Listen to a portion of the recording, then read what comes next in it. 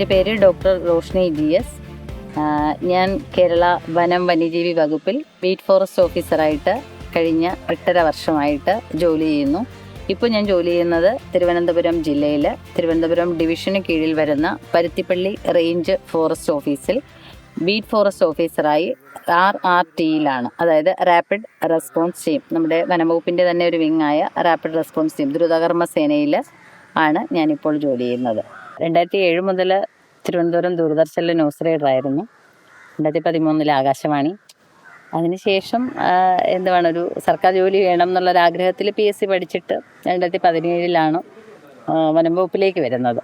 ഇപ്പോൾ 8 വർഷം കഴിഞ്ഞു. അപ്പം പൊതുവെ എനിക്ക് യൂണിഫോമിനോടൊരു താല്പര്യം ഉണ്ടായിരുന്നു. യൂണിഫോമിനോട് പോലീസായിരുന്നു കുറച്ചുകൂടെ ഇഷ്ടം.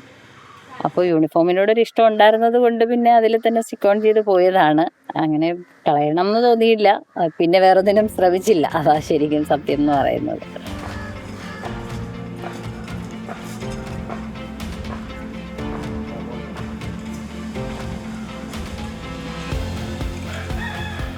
പാമ്പുകളുടെ ആവാസ വ്യവസ്ഥ എന്ന് പറയുന്നത് വനങ്ങൾ മാത്രമല്ല, നമ്മൾ ജീവിക്കുന്ന നമ്മുടെ ചുറ്റുപാടെല്ലാം അവരുടെ ആവാസ വ്യവസ്ഥയാണ്. അതുകൊണ്ട് പാമ്പിനെ വനത്തിൽ മാത്രം കാണുന്ന ഒരു ജീവിയായിട്ട് നമുക്ക് ഒരിക്കലും പറയാൻ പറ്റില്ല. വനത്തിൽ മാത്രമല്ല, അത് നമ്മുടെ എല്ലാ നാട്ടുപുറത്തെല്ലാം ഉള്ളൊരു ജീവിയാണ് പാമ്പ് എന്ന് പറയുന്നത്.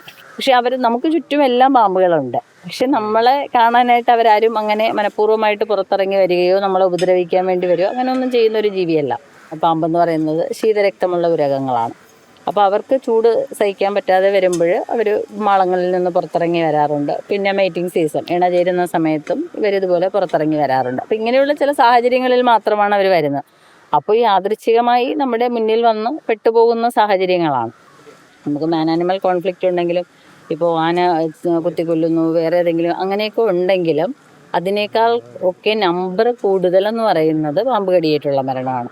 പക്ഷേ അതിപ്പോൾ നമ്മൾ ശാസ്ത്രീയമായ രീതിയിൽ പാമ്പുകളെ ഇതുപോലെ റെസ്ക്യൂ ചെയ്യാൻ തുടങ്ങി. ഇവരെ ജനവാസ മേഖലയിൽ കാണുമ്പോൾ നമ്മൾ റെസ്ക്യൂ ചെയ്ത് മാറ്റുന്നതിലൂടെ പാമ്പ് കടിയിട്ടുള്ള മരണം നമുക്ക് ഒരുപാട് കുറയ്ക്കാൻ പറ്റിയിട്ടുണ്ട്.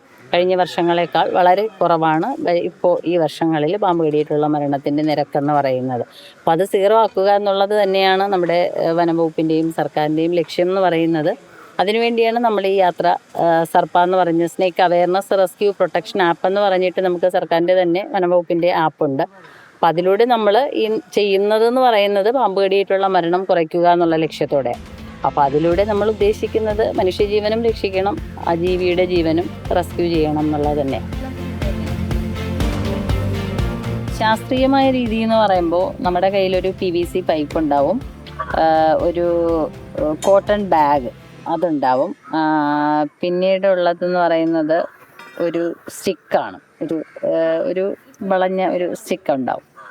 അപ്പോൾ ഇത് വെച്ചിട്ടാണ് നമ്മൾ ശരിക്കും ശാസ്ത്രീയമായ റെസ്ക്യൂ ചെയ്യുന്നത്. PVC പൈപ്പ് ബാഗിലോട്ട് കയറ്റി വെച്ചിട്ട് ഒരു ആർട്ടിഫിഷ്യലായിട്ടൊരു മാളം ക്രിയേറ്റ് ചെയ്യുകയാണ് ചെയ്യുന്നത്. ഒരു ഹോള് ക്രിയേറ്റ് ചെയ്ത് നമ്മൾ എവിടെയെങ്കിലും ഒരു ചുവരിനോട് ചേർന്നോ അല്ലെങ്കിൽ 2 കല്ലുകൾ 2 സൈഡിൽ വെച്ചിട്ട് നടുക്കൊരു ആർട്ടിഫിഷ്യലായിട്ടൊരു മാളം ക്രിയേറ്റ് ചെയ്ത് വയ്ക്കും. അത് ശരിക്കും ഒരു ട്രാപ്പാണ്, പക്ഷേ പാമ്പിനെ അത് അറിഞ്ഞുകൂടാ.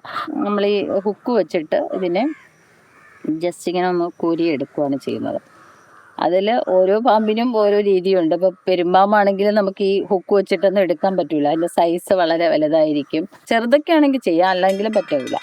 പിന്നെ ഈ ക്രൈറ്റ് ആണല്ലേ, ചേര, അതൊക്കെ ആണെങ്കിൽ, അല്ലെങ്കിൽ മൂർഖൻ പാമ്പൊക്കെ ആണെങ്കിൽ നമ്മൾ ഹുക്ക് വെച്ചിട്ടാണ് എടുക്കുന്നത്. അപ്പം ഹുക്ക് വെച്ച് നമ്മൾ എടുക്കുന്നതെന്ന് പറയുമ്പോൾ ഇതിൻ്റെ ഈ ഒരു അബ്ഡോമിന് താഴെയായിട്ട് ഹുക്ക് വെച്ച് ജസ്റ്റ് ഒന്ന് കോരിയിട്ട് വാലിൽ പിടിക്കും. അതും പല രീതിയിലുണ്ടാകും. ചില പാമ്പ് വാലിൽ പിടിക്കാൻ സമ്മതിക്കില്ല, തൊടാൻ പോലും സമ്മതിക്കാത്ത സാഹചര്യം ഉണ്ടായിട്ടുണ്ട്. അപ്പോൾ കൂടുതലും നമ്മൾ വാലിൽ പിടിച്ചിട്ടാണ് എടുക്കുന്നത്. ഇങ്ങനെ വാലിൽ പിടിച്ചെടുത്തിട്ടൊരു ഹാങ്ങിങ് പൊസിഷനാണ്. ഒരു മരത്തിൻ്റെ കൊമ്പിലോ എന്തെങ്കിലും ഒന്ന് ചില്ലയിലിങ്ങനെ ഒരു തൂങ്ങിക്കിടക്കുന്ന ഒരു ഫീൽ അതിനുണ്ടാവുള്ളൂ. അതിൻ്റെ ശരീരത്തെ നമ്മൾ വേദനിപ്പിക്കാതെ ഒരു ഹാങ്ങിങ് പൊസിഷനിൽ എടുത്തുകൊണ്ട് വന്നിട്ട് നമ്മളെവിടെയാണോ ഈ മാളം ക്രിയേറ്റ് ചെയ്ത് വെച്ചേക്കുന്നത് അതിൻ്റെ അടുത്ത് കൊണ്ട് കാണിക്കുമ്പോൾ ഇത് അതിനുള്ളിലേക്ക് കയറിപ്പോവും. അപ്പോൾ നമ്മൾ ബാഗ് അത് മുഴുവനായിട്ടും ആ പൈപ്പ് കടന്ന് ബാഗിനുള്ളിലായി എന്ന് തോന്നുമ്പോൾ നമ്മൾ ക്രോസായിട്ട് നമ്മുടെ സ്റ്റിക്ക് ഇട്ട് അവിടെ ലോക്ക് ചെയ്തിട്ട് അതിനെ നമ്മൾ കെട്ടിയെടുക്കുക, ബാഗ് കെട്ടി പാക്കാക്കി എടുക്കുകയാണ് ചെയ്യുന്നത്. ഇങ്ങനെയാണ് നമ്മൾ ശരിക്കും റെസ്ക്യൂ ചെയ്യുന്നത്. ഇനി എല്ലാ പാമ്പുകളും ഇതിന് കൃത്യമായിട്ട് സഹകരിക്കുന്ന പാമ്പുകളല്ല. ചിലത് മാളത്തിനടുത്ത് കൊണ്ടുവന്നാൽ കയറാൻ സമ്മതിക്കാതെ അത് കയറാതെ നിൽക്കുന്ന ഒത്തിരി പാമ്പുണ്ട്. പിന്നെ അണലി എന്ന് പറയുന്നത്, ഈ റസൽസ് വൈപ്പർ എന്ന് പറയുന്നത് ഭയങ്കര ഡേഞ്ചർ ആയിട്ടുള്ള പാമ്പാണ്. അതെന്ന് പറയുന്നത് നമുക്ക് വാലിൽ പിടിക്കാൻ ചിലപ്പോൾ പറ്റണം എന്നില്ല. ഇതിങ്ങനെ തിരിഞ്ഞൊക്കെ വന്ന് കടിക്കുന്ന ഒരു പാമ്പാണ്. എണീറ്റ് കുത്തിച്ചാടി എണീറ്റ് കടിക്കും. അങ്ങനെയൊക്കെയുള്ള ഒരു പ്രത്യേക നേച്ചറുള്ള പാമ്പാണ് അണലി എന്ന് പറയുന്നത്. അപ്പോൾ അതെല്ലാം അതിൻ്റെതായ ഒരു രീതിയിൽ നമ്മൾ ഹാൻഡിൽ ചെയ്യുക. നമുക്കറിയാം, നമ്മൾ ഈ പാമ്പിനെ കാണുമ്പോൾ അല്ലെങ്കിൽ നമുക്കിത് ഏത് പാമ്പാണെന്ന് നോക്കുമ്പോൾ നമുക്കറിയാം. നമ്മൾ സ്ഥിരം ഓരോന്ന് കാണിക്കുന്ന ഒരു സ്വഭാവം നമുക്ക് മനസ്സിലാവും. അപ്പോൾ അതിനനുസരിച്ചാണ് നമ്മളതിനെ എടുത്ത് ബാഗിൽ ആക്കി ലോക്ക് ചെയ്ത് എടുക്കുന്നത്. അങ്ങനെയാണ് ശാസ്ത്രീയമായ റെസ്ക്യൂ എന്ന് പറയുന്നത്. അങ്ങനെയാണ്. അതിൻ്റെ അനാവശ്യമായി അതിൻ്റെ ശരീരഭാഗങ്ങളിൽ പിടിക്കുകയോ കഴുത്തിന് കുത്തി പിടിക്കുകയോ അല്ലാതെ മുറുകെ പിടിക്കുകയോ അങ്ങനെയൊന്നും ചെയ്യാറില്ല. ശരിക്കും മൂർഖൻ പാമ്പൊക്കെ പത്തിയെടുക്കുന്നത് തന്നെ അത് കുറച്ച് അതിനെ പ്രകോപിപ്പിക്കുമ്പോഴാണ് അത് പത്തിയെടുക്കുന്നത്. അല്ലെങ്കിൽ അത് സൈലൻ്റ് ആയിരിക്കും. അങ്ങനെ ഇപ്പോൾ മൂർഖൻ പാമ്പ് ജേരയാണോ നമുക്ക് തിരിച്ചറിയാൻ പറ്റില്ല പത്തിയെടുക്കാതിരുന്ന് കഴിഞ്ഞാൽ. നമുക്ക് റെസ്ക്യൂവേഴ്സിനല്ല, അല്ലാതെ ആൾക്കാർ കാണുമ്പോൾ. പിന്നെ അത് പത്തിയെടുത്ത് നിൽക്കുന്നത് കാണുമ്പോൾ ഒരു ഭംഗിയാണ്, അത് കാണാനൊരു പ്രത്യേക ചന്തമാണ്. എന്നെ ഒരുപാട് പേര് പറയാറുണ്ട് എനിക്ക് ചന്തം എന്ന് തോന്നുന്നതാണ്, അവർക്കൊന്നും തോന്നാറില്ല എന്ന് പറയും. പക്ഷേ എനിക്കത് കാണാൻ ഭയങ്കര ഇഷ്ടമാണ്. അതിനൊരു ദേഷ്യം വരുന്ന ഒരു സമയത്താണ് അത് പത്തിയെടുത്ത് നിൽക്കുന്നത്. അല്ലാന്നുണ്ടെങ്കിൽ അത് കൃത്യമായിട്ട് ആ ബാഗിനുള്ളിലേക്ക് കയറിപ്പോകും. അങ്ങനെയാണ് നമ്മൾ ഈ ശാസ്ത്രീയമായ രീതിയിൽ റെസ്ക്യൂ ചെയ്യുന്നത്.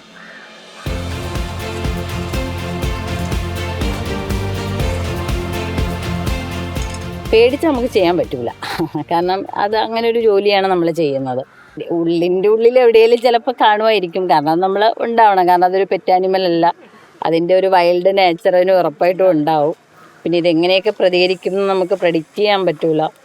പല സമയത്തും അതിൻ്റെ സ്വഭാവം പല രീതിയിലായിരിക്കും. ഇപ്പോൾ മുട്ടയിട്ടിരിക്കുന്ന സമയത്ത് പാമ്പ് കുറച്ച് അഗ്രസീവായിരിക്കും, മീറ്റിംഗ് സീസണിൽ കുറച്ച് അഗ്രസീവായിരിക്കും.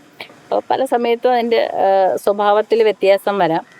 പിന്നെ ഇപ്പോൾ എന്ന് പറയുമ്പോഴത്തേക്ക് നമുക്ക് അറിയാം, ഇപ്പോൾ മൂർഖമാണെങ്കിൽ എങ്ങനെ പ്രതികരിക്കും, അണലിയാണെങ്കിൽ അതെങ്ങനെയാവും നമ്മളോട് പ്രതികരിക്കുന്നത്, അല്ലെങ്കിൽ ഒരു കിങ് കോബ്രയാണെങ്കിൽ അതെങ്ങനെയായിരിക്കും അതിനെക്കുറിച്ചൊരു ധാരണ നമുക്കുണ്ട്.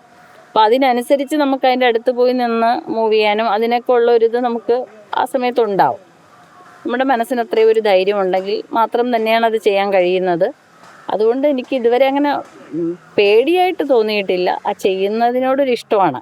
ആ ജീവിയോടൊരു ഇഷ്ടമുണ്ട്, ആ ചെയ്യുന്ന ജോലിയോടൊരു ഇഷ്ടമുണ്ട്. അതുകൊണ്ട് തന്നെ അങ്ങനെ ഒരു ബുദ്ധിമുട്ടായിട്ട് തോന്നിയിട്ടില്ല. നമ്മളൊക്കെ ചെയ്യുന്നത് കാണുമ്പോൾ ഇങ്ങനെ ചെയ്യാം എന്ന് പറഞ്ഞ് കമ്പ് വെച്ചിട്ടൊക്കെ ചെയ്യുന്നത് ഒരിക്കലും ചെയ്യാൻ പാടില്ല. അതൊരു വന്യജീവിയാണ്. അതിനെ നമ്മൾ റെസ്ക്യൂ ചെയ്യാനായിട്ട് ലൈസൻസുമായിട്ടുള്ള ആൾക്കാരെ നിർത്തിയിട്ടുണ്ട്. അപ്പോൾ അവരത് ചെയ്യുന്നുണ്ട്. അപ്പോൾ പിന്നെ നമ്മൾ അങ്ങനെ ഒരാൾ പോയി ഒരു റിസ്ക് എടുക്കേണ്ട ഒരു കാര്യമില്ല. നമ്മുടെ ജീവൻ്റെ പ്രശ്നമുള്ളൊരു സാധനമാണ്. അപ്പോൾ അലക്ഷ്യമായി അതിനെ അനാവശ്യമായി ഉപദ്രവിക്കാനോ അതിനെ പിടിക്കാനോ പാടില്ല എന്നുള്ളത് നമ്മുടെ ഒരു നിയമമാണ്. അപ്പോൾ നമ്മുടെ ചിലപ്പോൾ ഒരു മൈക്രോ സെക്കൻഡിൽ അങ്ങോട്ടും ഇങ്ങോട്ടും മാറിക്കഴിഞ്ഞാൽ നമുക്ക് അപകടമുണ്ടാവാം. അതുകൊണ്ട് തന്നെ ഞാൻ ഒന്നാമത്തെ പാമ്പിനെ എടുക്കുമ്പോൾ ഉണ്ടായിരുന്ന അതേ ഒരു കോൺസെൻട്രേഷൻ എനിക്ക് ഉറപ്പായിട്ടും ഞാൻ 1000ാമത്തെ പാമ്പിനെ എടുക്കുമ്പോഴും എനിക്കുണ്ട്. ആ ഒരു രീതിയിൽ തന്നെയാണ് എനിക്ക് മനുഷ്യരെക്കാൾ കൂടുതൽ ഇപ്പോൾ വന്യമൃഗങ്ങളെയാണ് ഇഷ്ടം എന്നുള്ളത് തന്നെയാണ് ഒന്നാമതായി ഉണ്ടായിട്ടുള്ള മാറ്റം എന്ന് പറയുന്നത്. അത് 100% സത്യമായിട്ടുള്ള കാര്യമാണ്. അനാവശ്യമായി ഒരാളെ ഉപദ്രവിക്കുമെന്ന് എനിക്കിതുവരെ തോന്നിയിട്ടില്ല. പിന്നെ വന്യമൃഗങ്ങളെ കൊണ്ട് ഉപദ്രവമാണെന്ന് പറഞ്ഞിട്ട് പ്രശ്നങ്ങളുണ്ടാക്കുന്ന അല്ലെങ്കിൽ പ്രശ്നങ്ങളുണ്ടാകുന്ന സ്ഥലങ്ങളുണ്ട്. എന്തുകൊണ്ടാണ് ഇവർ പുറത്ത് വരുന്നത്, എന്തുകൊണ്ടാണ് ഇവർ മനുഷ്യരെ ആക്രമിക്കുന്നത്?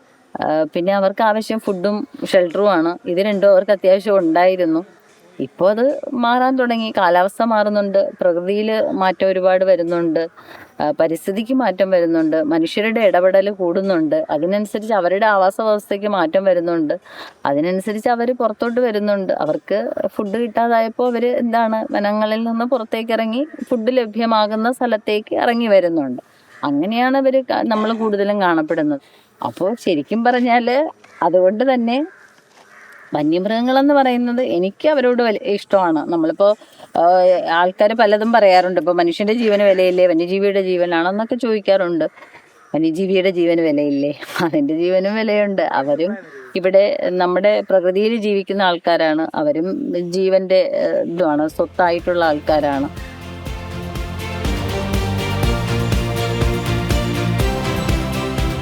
ഞങ്ങൾ 3 പെൺകുട്ടികളാണ്. 2 ചേച്ചിമാരും ചേട്ടന്മാർ, എൻ്റെ ഹസ്ബൻഡ് എല്ലാവരും സർക്കാർ ഉദ്യോഗസ്ഥരാണ്. അപ്പോൾ അവരെല്ലാം ഓഫീസിൽ ജോലിയുള്ളവരാണ്, ഫോഴ്സിലൊന്നും ആരുമില്ല, ഞാൻ മാത്രമേ ഉള്ളൂ. അപ്പോൾ അതുകൊണ്ട് തന്നെ അമ്മയ്ക്ക് ഭയങ്കര ബുദ്ധിമുട്ടായിരുന്നു. പിന്നെ പാമ്പിനെ ഞാൻ പിടിക്കാൻ തുടങ്ങിയപ്പോൾ പിന്നെ അത് അതിനേക്കാൾ വലിയൊരു ബുദ്ധിമുട്ടായിരുന്നു. കരച്ചിലും നിലവിളിയും ഒക്കെ ഉണ്ടായിരുന്നു കുറച്ച് നാളൊക്കെ. പക്ഷെ ഞാൻ പറഞ്ഞ കേൾക്കൂല എന്നുള്ളത് കൊണ്ട് പിന്നെ തനിയെ അത് അവസാനിപ്പിച്ചു എന്ന് തന്നെ പറയാം. കുറേ നാൾ കുറച്ച് ബുദ്ധിമുട്ടായിരുന്നു എല്ലാവർക്കും. രാജവെമ്പാലെ പിടിച്ചപ്പോൾ സച്ചിൻ ടെണ്ടുൽക്കർ അദ്ദേഹത്തിൻ്റെ ട്വിറ്ററിൽ എൻ്റെ വീഡിയോ ഷെയർ ചെയ്തിട്ട് എൻ്റെ പേരെഴുതി മെസ്സേജ് ചെയ്തു. അപ്പോൾ ഇദ്ദേഹം ആ പറഞ്ഞ വാക്കുകളെന്ന് പറയുന്നത് എനിക്ക് ഭയങ്കര ഒരു മോട്ടിവേഷനായിരുന്നു. കാരണം അദ്ദേഹത്തിന് എന്നെ അറിയില്ല, ഞാൻ ഒന്നുമല്ല, അദ്ദേഹത്തിൻ്റെ മുന്നിൽ ഞാൻ ഒന്നുമല്ല. പക്ഷേ അത് പറയാൻ തോന്നി, അല്ലെങ്കിൽ ആ ഒരു വീഡിയോ ഷെയർ ചെയ്യാൻ തോന്നിയ ഒരു മനസ്സെന്ന് പറയുന്നത് വലുതാണ്. അതാണ് എനിക്ക് ഇതുവരെ കിട്ടിയതിൽ ഏറ്റവും വലിയ അവാർഡായിട്ട് തോന്നിയിട്ടുള്ളത്. പിന്നെ അതുപോലെ സർക്കാരിൻ്റെ ഭാഗത്തു നിന്നും 2025 വനിതാ കമ്മീഷൻ്റെ സ്ത്രീ ശക്തി പുരസ്കാരം സ്റ്റേറ്റ് അവാർഡായിരുന്നു അവർ സെലക്ട് ചെയ്തെടുത്തതാണ്. അതും വലിയൊരു അംഗീകാരമായിരുന്നു. അതിലും ഭയങ്കര സന്തോഷമുണ്ട്. എൻ്റെ ജോലിയാണ് എങ്കിൽ കൂടിയും ഒരു സമൂഹത്തിന് വേണ്ടി കൂടി ചെയ്യുന്ന ഒരു കാര്യമായിട്ടാണ് എനിക്കത്. ഞാനൊരു പബ്ലിക് സർവൻ്റാണ്. ഞാൻ ജനങ്ങൾക്ക് വേണ്ടിയാണ് ഞാൻ ജോലി ചെയ്യുന്നത്. അതിനുവേണ്ടിയാണ് എനിക്ക് സർക്കാർ ശമ്പളം തരുന്നത്. അപ്പോൾ അത് ചെയ്യുമ്പോൾ അതൊരു നല്ല പ്രവൃത്തിയാണെന്ന് തോന്നുന്നത് കൊണ്ടാണല്ലോ നമുക്കൊരു അംഗീകാരം തരുന്നത്. അപ്പോൾ അത് രണ്ട് കൈയും നീട്ടി സ്വീകരിക്കുന്നതിൽ വളരെയധികം സന്തോഷമേ ഉള്ളൂ.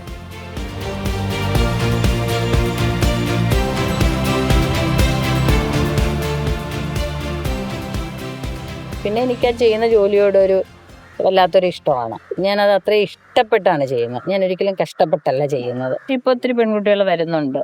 വരുന്നതിലൊന്നും ഒരു കുഴപ്പമില്ല, എല്ലാവരും വരട്ടെ. നമുക്കങ്ങനെ ആൺപെൺ വ്യത്യാസമായിട്ടൊന്നും ഡിപ്പാർട്ട്മെൻറ്റിലും വരുന്നില്ല. എല്ലാവരും ആൺകുട്ടികൾ ചെയ്യുന്ന ജോലി തന്നെ പെൺകുട്ടികളെ കൊണ്ടും ചെയ്യിക്കാറുണ്ട്. അപ്പോൾ അങ്ങനെയൊക്കെ ഉള്ളു, അല്ലാതെ കുഴപ്പമൊന്നുമില്ല, ചെയ്യാൻ പറ്റുന്നത് തന്നെയാണ്. പിന്നെ നമുക്കൊരു ഇഷ്ടമില്ലാതെ ചെയ്യാൻ പറ്റിയ ജോലിയല്ല. നമുക്ക് ആ വനത്തോടും വന്യജീവികളോടും ഒക്കെ ഉള്ളൊരു ഇഷ്ടം കൊണ്ട് ചെയ്യാൻ പറ്റുന്ന ഒരു കാര്യമാണ്. അങ്ങനത്തെ ഒരു ജോലിയാണ്. അല്ല നമ്മളിപ്പോൾ ഒരു ഓഫീസിൽ ഒരു കസേരയിൽ കുറേ ഫയലിൻ്റെ മുന്നിലിരിക്കുന്ന അങ്ങനെ ഒരു ജോലി എനിക്ക് ഒട്ടും ഇഷ്ടമല്ല. എന്നെക്കൊണ്ട് അങ്ങനെ പറ്റില്ല. എന്നെക്കൊണ്ട് അങ്ങനെ ഇരുത്തിയാലും എനിക്കത് ചെയ്യാൻ പറ്റില്ല. അപ്പം അങ്ങനെ ആ രീതിയിലൊരു അതിനോടൊരു ഇഷ്ടം കൊണ്ട് ചെയ്യുന്ന ആൾക്കാരാണെങ്കിൽ ഭയങ്കര രസമാണ് ആ ജോലി. ഈ ജോലി എന്ന് പറയുന്നത് നല്ലതാണ്. നമുക്കത് എൻജോയ് ചെയ്ത് ചെയ്യുന്ന ആൾക്കാരാണെങ്കിൽ നല്ലതാണ് ആ ജോലി.